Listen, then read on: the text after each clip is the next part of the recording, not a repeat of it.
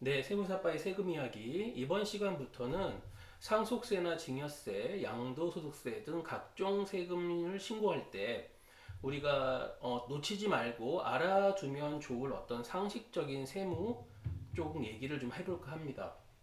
그래서 이 부분은 신고할 때 놓치기 쉬운 부분이고, 이 부분을 체크를 잘 하게 되면 아무래도 미리미리 여러 가지 사안에 대비할 수 있기 때문에 이 부분을 좀 살펴보려고 합니다. 네, 이제 첫 번째 오늘 한 세 가지를 살펴볼 건데, 첫 번째 게 뭐냐면 상속재산 미분할 신고서를 제출해야 한다, 이제 그 얘기인데, 어, 이 상속이 실제로 일어날 때 보면요, 상속이 일어나게 보면 기본적으로 어떤 분쟁이 발생해서 이 분쟁 때문에 결정적으로 결론이 나지 않을 수가 있죠. 상속세는 피상속인이 돌아가신 날에 속한 말일부터 몇 개월이죠? 네, 6개월 내에 이제 신고를 해야 되는데, 그렇죠? 6개월 내에 신고를 해야 되는데 이 어떤 분쟁이나 이런 것들 때문에 신고를 할 수가 없게 되면, 그렇죠? 어떤 분쟁 등으로 신고를 할 수 없게 되면은 자칫하면은 이제 이 분할이 협의가 되지 않아서, 즉 배우자 부분에 대한 부분이 명확하게 협의되지 않아서 분쟁 중에 있기 때문에 이것이 협의되지 않은 상태로 상속세가 신고될 수 있습니다. 다분히 그럴 수 있는데, 설사 이랬을 때 이 상속재산 분할 협의가 되지 않았다 할지라도 당연히 뭐를 제출해야 되냐면, 자, 상속재산 미분할 신고서라는 거, 즉 뭐냐면 이 재산이 다툼 중에 있고 아직 명확하게 분할 협의가 되지 않았다는 것을 증명하는 상속재산 미분할 신고서를 제출하는 것이 굉장히 좋습니다. 자, 이렇게 만약을 대비해서 이 부분을 하게 되면은 이 배우자의 상속재산 미분할 신고서를 제출하게 되면 소송이라든지 여러 가지 분쟁이 종료되고 몇 개월 이내까지, 네, 6개월까지 뭘 할 수 있어요? 경정 청구를 할 수 있어요.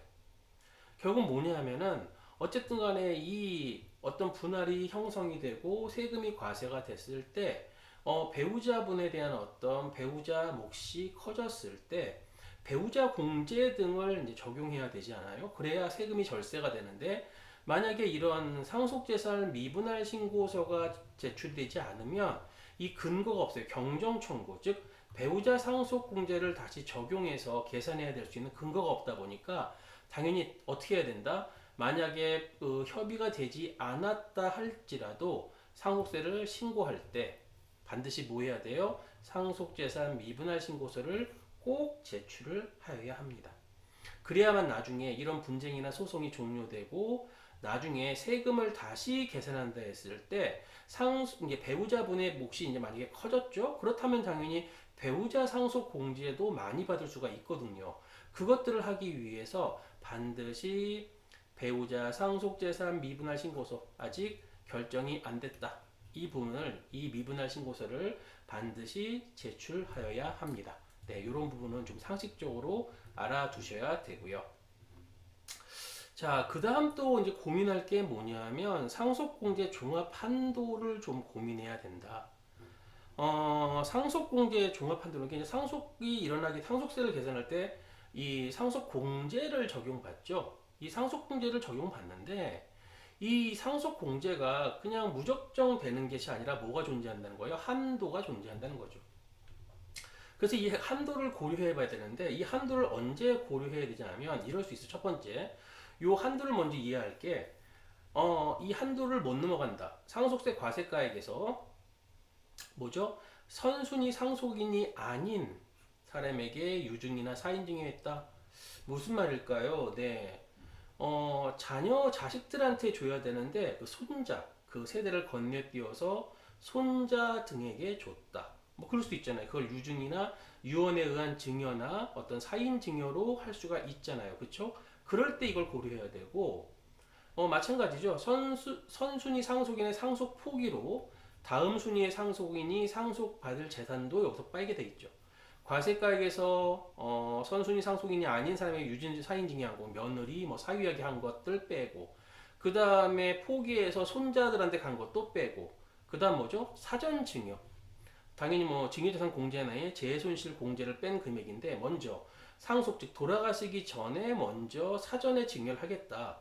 이런 부분도 차감하게 돼 있어요. 그래서 사전 증여를 한다 했을 때 그냥 막연하게 사전 증여하면 좋겠지라고 생각할 게 아니라 사전 증여했을 때 상속공제, 상속이 일어났을 때 상속공제 한도가 작아지게 되기 때문에 이걸 빼니까 작아지기 때문에 사전 증여를 할 때나 또는 선순위 상속 포기로 다음 순위 상속인이 상속을 받는다. 손자 등에게 상속을 한다. 또는 선순위 상속인이 아닌 다른 사람에게 유증이나 사망을 원인으로 한 증여들을 할 때 이 상속공제 종합한도를 반드시 한번 계산을 해보고 참고를 해야 된다는 사실이죠. 그렇지 않고 진행했다가 나중에 상속세를 계산할 때 이 종합한도가 매우 작아짐으로써 공제를 받지 못해서 많은 세금을 부담해야 되는 경우도 있을 수가 있습니다. 네, 그래서 보면 선순위 상속 포기로 후순위 상속인이 상속을 받는 경우에 일단 일괄공제, 네, 배우자 공제 뭐 5억, 그 다음에 일괄공제해서 5억, 그쵸? 기본 공제와 기타 뭐 인적 공제와 합쳐서 5억을 공제받을 수 있죠. 그 다음에 배우자도 5억, 그래서 뭐 합쳐서 토탈 10억 이런 일괄공제가 이제 적용이 안 돼요. 선순위 상속 포기로 하게 되면. 그래서 손자 또는 며느리 사위 등에게 유진이나 사인증하게 되면 상속공제가 적용되지 않는 것을 고려해야 되고요. 그리고 상속공제를 한도를 고려한다면 사전 증여하지 않는 게 더 유리할 수도 있다. 왜 그러냐면 아까 봤듯이 여기 보세요. 상속공제 종합한도가 사전 증여 받은 것을 차감해서 사전 증여 부분이 작아지죠. 그렇죠. 이런 뭐 선순위 상속인이 아닌 유진 사인 증여, 선순위 상속 포기로 다음 순위의 상속인이 상속받은 재산을 다 빼게 돼 있죠. 사전 증여 차감하게 돼 있고 그러다 보니까 이런 것들이 한도를 줄이는 역할을 하다 보니까 이런 부분들을 고려해야 됩니다. 사전 증여 장점은 당연히 증여 시점 이후에 가격 상승분에 대한 상속세에 부담하지 않죠. 예를 들어서 가격이 계속 높아지는 부동산을 먼저 사전 증여했다면 증여 시점의 평가를 가지고 세금을 계산하다 보니까 나중에 많이 올랐을 때라도 그 부분에 대해서는 유리하죠. 그렇죠? 하지만 단점은 뭐냐 하면 상속공제 한도액을 계산할 때 상속세 과세가액에서 사전증여 재산가액을 차감한 후의 금액을 한도로 하고 있어. 예, 요것 때문에 그래요. 이 한도가 작아짐으로써 상속세 부담이 오히려 커지는 문제가 발생할 수도 있기 때문에 이 부분을 잘 고려해야 합니다. 네, 그래서 상속공제 종합한도를 확인해 보자. 요것도 이제 또 하나의 팁이고요. 자, 그 다음 또 뭐 흔히들 뭐 잘 나오는 문제는 아닌데, 신용불량자의 상속재산 분할 협의는 사회행위 취소권 행사의 대상이 가능하다. 이게 무슨 말이냐면요. 이제 상속인들이 쭉 있죠. 상속인들이 이제 A, 뭐 B. 자, 다시 한번요. 상속인들이 쭉 있는데,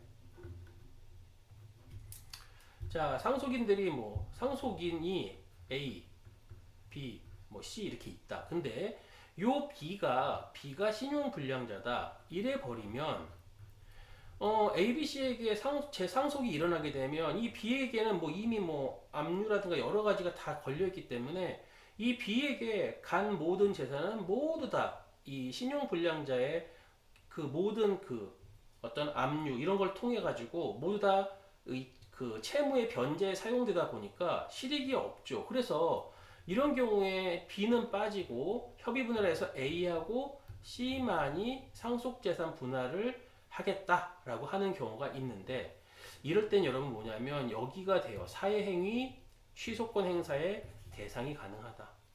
채무자 입장에서 봤을 때는 아니 분명히 자기들도 이 B에게 상속이 일어나야 자기들도 채권을 변제받고 받을 수 있는 권리가 생기는 건데 이렇게 상속재산 분할 협의할 때 B는 빠져버리고 A하고 C에게 가게 되면 자신들은 채권자들은 엄청 불리해지죠. 그러다 보니까 사행위 취소권 행사의 대상이 가능해지기 때문에 이 부분을 좀 고민해 봐야 된다. 그래서 볼게요.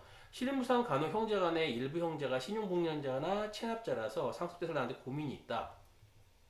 그래서 이 B에게 말고 B의 자녀들 있죠. B의 자녀들에게 재산을 좀 주고 싶다. 이럴 수도 있잖아요. 그쵸? 그럴 때에는 이걸 한번 생각해 보라는 거죠. 상속 계시가 있음을 안 날로부터 A를 포함해서 형제 자매들이 전부 뭐예요? 상속 포기합니다. 그렇죠? 여기가 전부 다 상속 포기를 하죠. 그리고 그 다음 순위인 A의 자녀들과 형제들이 자 이제 뭐예요? A, B가 요 B를 제외한 여기 상속 포기됐으니까 그 다음 여기 이제 자녀들이겠죠. 다음 순위 자녀들이 협의 분할을 한다. 그래서 A 자녀에게 상속을 받을 수 있도록 하는 것을 고민해 봐야 된다. 그 얘기죠. 물론 방법은 좋은데 근데 이렇게 됨으로써 또 문제가 있죠. 뭐냐면 아까 설명드린 것처럼 일괄공제 등 상속공제가 적용이 안 돼요. 아까 우리 말씀드렸듯이 이 선순위 상속인이 상속 포기로 인해서 후순위 손자들이 상속을 받았으므로 어떤 공제, 일괄공제에 대해서 적용이 못 받는 부분, 그 다음에 또 뭐 있어요? 할증과세.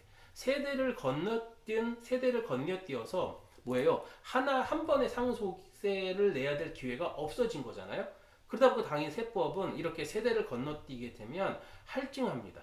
30%를 할증하는 할증과세를 가산하게 돼 있죠. 그래서 이것도 반드시 이게 반드시 전부 상속 포기하고 이렇게 자녀들이 협의 분할해라 이게 아니라요. 뭐냐면 신용불량자나 어떤 체납자가 있을 경우에 일부 형제만 상속을 받는 협의 분할을 실시하게 되면 사유행위 취소권 행사의 대상이 가능하다. 네, 채권자들이 이런 것들을 행사할 수 있다. 이걸 또 고민해 봐야 되고 그리고 그러면은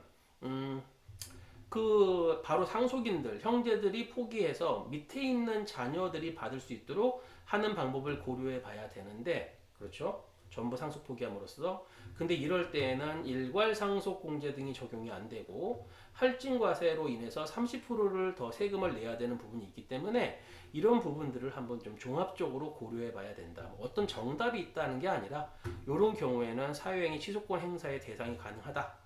그래서 채권자들 이렇게 사행위 취소권을 행사할 수도 있다. 그런 부분도 고민해 봐야 된다. 그 얘기고. 그렇다면은 어떻게 하는 게 좋은가? 물론 이런 상속 포기로 인해서 일괄 공제 등을 못 받고 30% 가산을 해야 되는 경우도 있지만 일단 상속인들 모두가 전부 상속 포기하고 그 다음 순위에게 상속이 일어나도록 협의 분할하는 것이 어떠한가를 고민해 보자. 이제 그 얘기죠. 네, 그래서 오늘은 또 여기까지 하고요. 다음 시간에 또 이어서 진행하도록 하겠습니다.